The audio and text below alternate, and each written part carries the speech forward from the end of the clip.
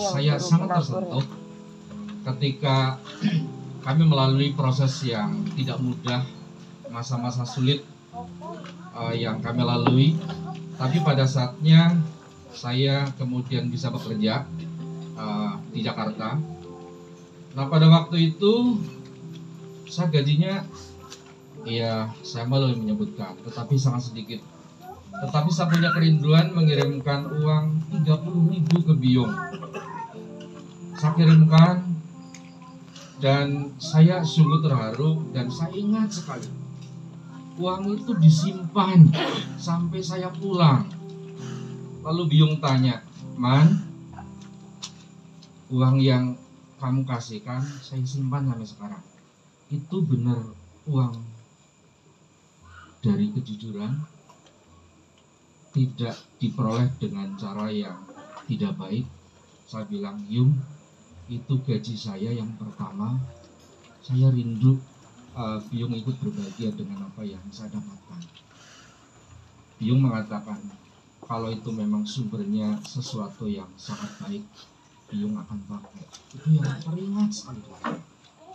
Buat saya itu menolong. Biyung mengajarkan satu nilai, bahwa di tengah keterbatasan kita belajar mengucap syukur, tetapi juga kita tidak boleh mengambil milik orang lain yang bukan milik kita. Dan banyak lagi. Lagu yang akan kami bawakan ini sebuah nostalgia. Tahun 2008 yang lalu, ketika kami bersepakat dengan kakak Mbak Ayu, ketika kebetulan kami pulang di bulan Natal, kami mengadakan ibadah Natal ya Kang ya. Lalu saya sama ponakan-ponakan, sama cucu, ayo kita menyanyikan sebuah lagu. Lagunya di Doa Ibuku. Karena kami menyadari walaupun Biyung tidak pintar bicara, atau bahkan dengan sesuatu yang tidak terkatakan, tetapi kami anak-anaknya merasakan bahwa Biyung lewat getaran-getaran, lewat sinyal-sinyal yang kalau orang bilang mungkin sinyal-sinyal X gitu ya. Kami yang di luar kota merasakan bahwa Biyung terus dan terus mendoakan kami lewat bahasa yang tidak terkatakan. Sehingga waktu itu kami sepakat dengan segala keterbatasan ada, ayo kita nyanyikan. Saya meyakini lewat pujian itu Tuhan berkuasa. Satu hari setelah acara itu selesai, waktu itu kami memang tidak cukup lama di kampung. Kami harus kembali ke Jakarta. Saya diajak masuk ke Biyung. Saya, Nyong pengen ngomong di ruangan kamar. Saya sama istri sama Angel waktu itu. Biyung bilang,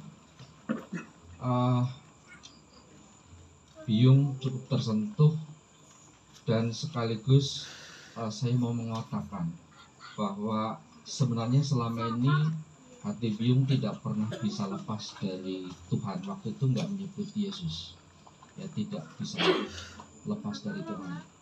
Hanya malu. Lalu saya sampaikan, Yung, mengikut Tuhan itu tidak boleh malu. Bahkan waktu itu ketika saya masih sekolah, saya sering mengajak gitu ya, ayo ke gereja Yung, ramamu rauli. Atau saya mengatakan, itu kan ketika masih hidup, saatnya sudah Bapak sudah dahulu, artinya Biyung bebas menentukan. Tapi waktu itu mungkin belum terbuka. Saya memang belajar lewat traktat-traktat, menolong saya pikir untuk mendekatkan Biyung untuk menemukan kembali jalan terang.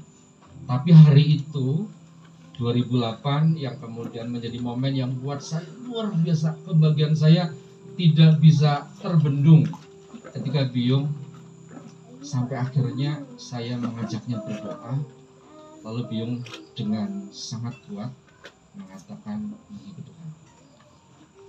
Lalu setelah itu saya menitipkan mohon untuk di follow up.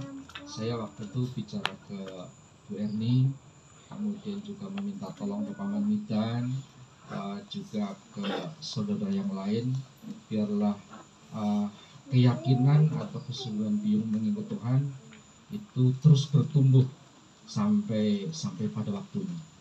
Dan hari ini saya menyaksikan itu bukan omong kosong. Ketika Biyung dengan segala keterbatasannya, bahkan dalam situasi sakitnya, dia terus berserah sampai pada titik terakhir.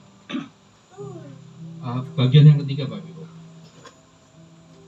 Ketika kami kemarin mau pulang, memang saya mengalami hambatan karena tugas di kantor mau rapotan, jadi lagi sangat sibuk. Lalu juga sekolah sedang persiapan akreditasi secara online. Jadi ketika dengar Biyung harus dirawat di rumah sakit untuk yang sekian kalinya, saya cuma galau, gelisah, mau pulang bagaimana, sampai sempat saya menghadap kepala sekolah, Pak, kondisinya begini, mungkin nggak kalau saya harus, saya mengatakan seandainya segala sesuatu terjadi saya harus pulang kampung. Pak Suami, pimpinan saya mengatakan, ya kalau memang tidak bisa ya apa boleh buat. Tapi kata apa boleh buat saya itu menjadi berat. Sehingga kemudian saya meminta kepada Tuhan berikan saya waktu sehingga saya bisa menyelesaikan bagian saya untuk saya bisa pulang bertemu Ibu. Bahkan mungkin teman-teman yang membaca Facebook saja yang terakhir, izinkan saya melihat senyumnya Biyung. Itu Ibu. Nah, kemudian kesempatan memungkinkan sehingga kemudian saya Rabu malam ditemani Mas Widi, Mbak Puji, bersama Mas Ndot, sampai di rumah 9.30 kurang lebih. Nah, satu hal yang pertama ketika saya ketemu Biyung, saya bilang, Yung, man wis teka. Itu saya merasakan Biyung seperti kayak jenggirat gitu. Jenggirat tahu gitu.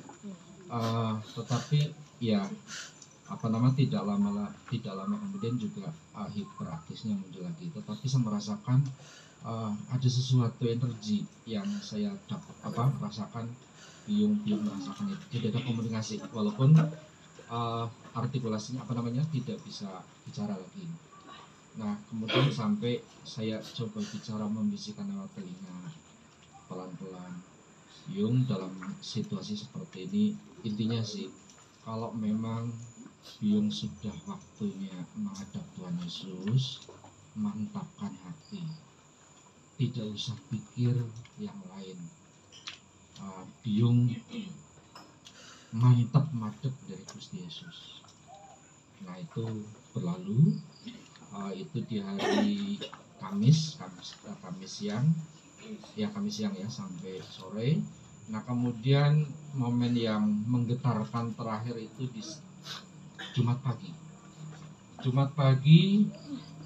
Saya terbangun ketika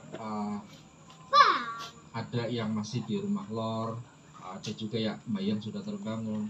Lalu terpikir oleh saya buka YouTube lagu-lagu rohani, ada lagu yang slow, ada yang mungkin notas musiknya cukup familiar. Lalu saya putarkan lagu pertama, lagu kedua, lagu ketiga, proses di telinganya Biyung. Nah, saya ulang-ulang juga kalimatnya yang dalam lagu itu saya sampaikan. Biyung harus semangat, Biyung harus bla bla bla dan seterusnya. Nah, sampai kemudian setelah momen itu terakhir, saya undang masuk si Mas Widi, Mbak Puji, Mbak Yukarti, Kang Wasikin, ayo kita berdoa yuk. Dan momen itu saya bisikan lagi ke Biyung, Mas Wasikin, Mbak Yukarti, Mbak Puji, Mas Widi sudah kumpul. Sekali lagi, kalau sudah saatnya Biyung menghadap Tuhan Yesus, kami anak cucu siap merelakan dan mendukung sepenuhnya demi kebahagiaan Biyung bersama Tuhan, demi kesejahteraan daripada tersandra oleh sakitnya. Lalu kami berdoa dan ditutup dengan doa Bapa kami secara bersama-sama. Itu selesai. Kemudian saya meyakini lewat doa itu dan keyakinan dan dukungan doa Bapak Ibu semuanya, Tuhan berkarya. Lalu siang nutrisinya Biyung sudah mau habis ya Mbak Yu ya. Lalu saya mencoba ke Kebumen untuk beli susu sama Mbak Yukarti. Nah ternyata sepertinya Biyung melimpahkan ketika Mas Wasiken, Mas Widi, Pak Lijo ke rumah Lor, lalu saya ke Bumen, Biyung dijemput oleh Tuhan. Tetapi saya bersyukur waktu itu di Dorwati. Ya saya pulang antara gemetar tapi sambil bernyanyi. Tuhan menjawab apa yang menjadi kerinduan dan kami yakin Tuhan sudah menjemput Biyung ke akhirat. Demikian Bapak Ibu, biarlah ini menjadi nostalgia buat kami, biar menjadi berkat.